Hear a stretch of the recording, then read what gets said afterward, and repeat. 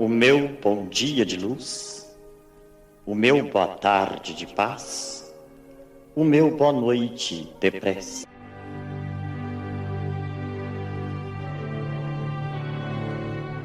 Livro dos Espíritos de Allan Kardec, sequência do Comentário do Espírito Santo Agostinho, em conclusão 2. Ao Espiritismo não compete examinar se há ou não milagres, isto é, se em certos casos houve Deus por bem derrogar as leis eternas que regem o universo.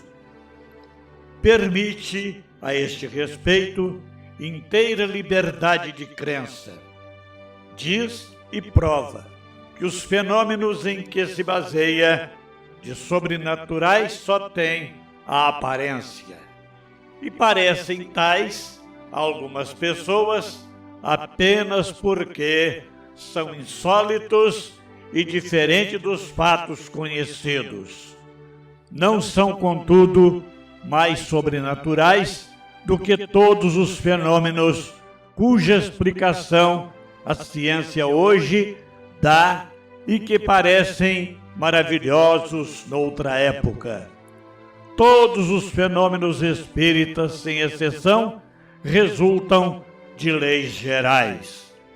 Revelam-nos uma das forças da natureza, força desconhecida ou, por melhor dizer, incompreendida até agora, mas que a observação demonstra estar na ordem das coisas.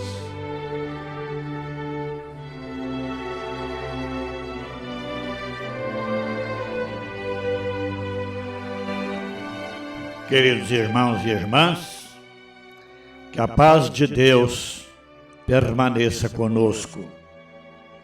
Em nossas reflexões diárias, encontramos muitas vezes o tema da dor, essa visitante inevitável da existência humana. Diante dela, quase sempre, surgem perguntas profundas. Por que sofremos? Qual o sentido das provas que atravessamos? A doutrina espírita nos ensina que nenhum sofrimento é inútil.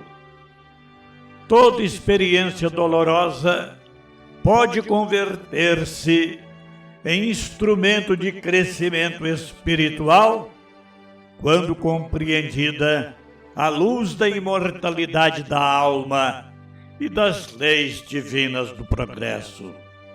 Para nos auxiliar nessa reflexão, convidamos agora a leitura de uma breve e significativa mensagem do querido médium baiano Divaldo Pereira Franco, intitulada A Dor que Lapida, na qual o autor nos convida a compreender o sofrimento não como castigo, mas como oportunidade de aprimoramento interior.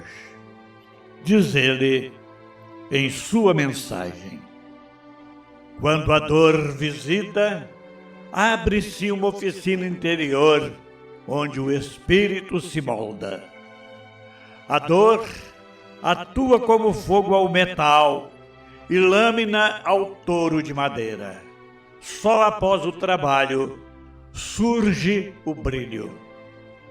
Explicar isso em termos práticos ajuda a enfrentar provas.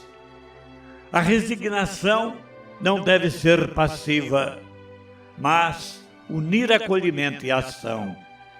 Assim, a coragem sustenta escolhas que alimentam a vida e criam situações de bem. A dor pode lapidar virtudes latentes e revelar potencialidades que, sem prova, ficariam adormecidas. A metáfora mostra que forma e tempo são necessários para produzir plenitude. Acolher a prova e transformar o ambiente com pequenos gestos preserva vínculos e autocuidado. Reorganize rotinas, busque apoio fraterno e converta o sofrimento em serviço. Alegra-te quando sofrendo. Divaldo Pereira Franco. Meus queridos irmãos, este texto do Divaldo apresenta uma imagem muito expressiva ao comparar a dor ao trabalho do artesão que molda a matéria bruta. Assim como o fogo purifica o metal, ou a lâmina modela a madeira, as experiências difíceis da vida podem atuar como instrumentos de transformação moral do nosso espírito. Essa visão está em plena harmonia com os princípios da doutrina espírita. O sofrimento, quando analisado sob a perspectiva espiritual, deixa de ser simples fatalidade e passa a ser processo educativo da alma. Muitas vezes, somente diante das dificuldades, despertamos forças interiores que permaneciam adormecidas. Outro ponto importante destacado no texto é a diferença entre resignação e passividade. A resignação verdadeira não significa cruzar os braços diante da dor.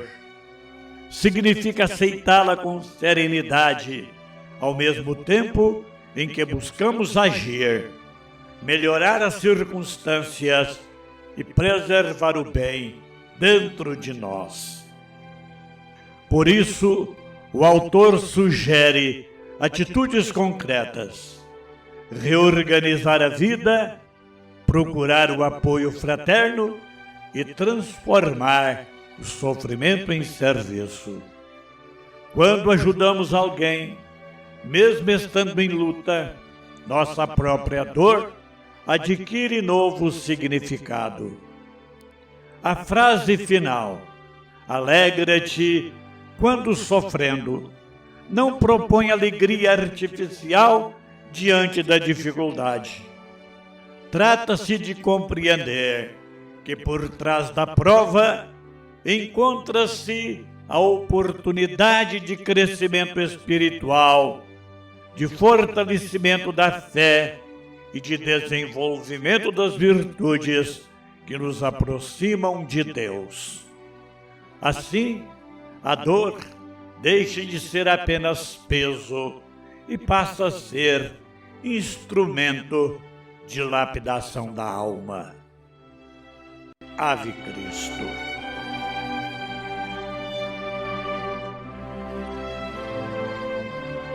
Meus queridos irmãos, antes de encerrarmos nossas atividades, convoco todos vocês para elevarmos o nosso pensamento em favor da paz no mundo, lembrando com sincera compaixão as populações que sofrem com os conflitos armados que ainda ferem diversas regiões do planeta, especialmente no Oriente Médio. Nessa parte do mundo, marcada por uma história milenar e profundamente significativa para a espiritualidade da humanidade, tensões políticas, religiosas e territoriais têm provocado confrontos dolorosos entre nações e povos. Em meio a esses embates, multiplicam-se as perdas humanas, o sofrimento das famílias, o choro das mães, o desalento das crianças e o medo constante que pesa sobre populações inteiras. Recordemos que, acima das fronteiras e das diferenças culturais, todos somos filhos do mesmo Pai. Cada vida que se extingue prematuramente representa uma experiência interrompida, um lar que se enche de saudade, um coração que se dilacera na dor da separação. A guerra nunca é verdadeira vitória. Ela apenas prolonga as sombras da incompreensão humana. Diante dessas realidades, elevemos nossa prece a Deus, rogando que sua misericórdia alcance todos os envolvidos nesses conflitos. Que as lideranças das nações sejam inspiradas por sentimentos de prudência, diálogo e fraternidade, para que encontrem caminhos de entendimento capazes de substituir as armas pela cooperação e pela paz. Roguemos também pelo amparo espiritual às vítimas dessas lutas, encarnadas e desencarnadas, para que encontrem consolo, acolhimento e esperança nos braços da espiritualidade superior. Que os feridos sejam socorridos, que os aflitos sejam fortalecidos e que os corações endurecidos pelo ódio possam gradualmente se abrir à compreensão e ao perdão. Que Deus, em sua infinita bondade, inspire os povos da terra a reconhecerem que a verdadeira grandeza das nações não está no poder das armas, mas na capacidade de construir a paz, respeitar a vida e promover a fraternidade entre os homens. Que a luz do Cristo envolva o Oriente Médio e toda a humanidade, apaziguando os espíritos, encerrando os combates e fazendo cessar as mortes, para que novos caminhos de entendimento e reconstrução possam florescer entre os povos. Vamos orar.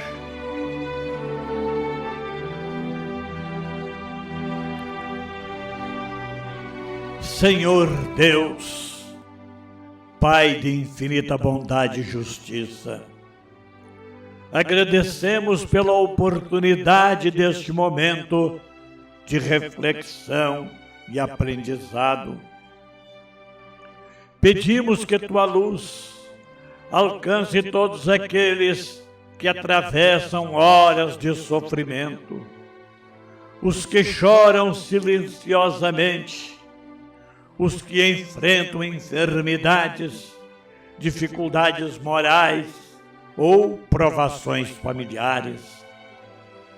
Fortalece, Senhor, os corações abatidos, para que compreendam que nenhuma dor é inútil e que toda prova pode transformar-se em degrau de crescimento espiritual.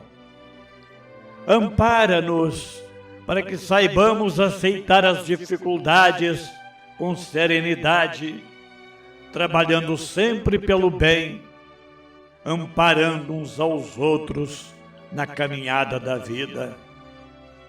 Que os bons espíritos nos inspirem pensamentos de coragem, fé e esperança, para que transformemos nossas próprias lutas em oportunidade de serviço e de amor.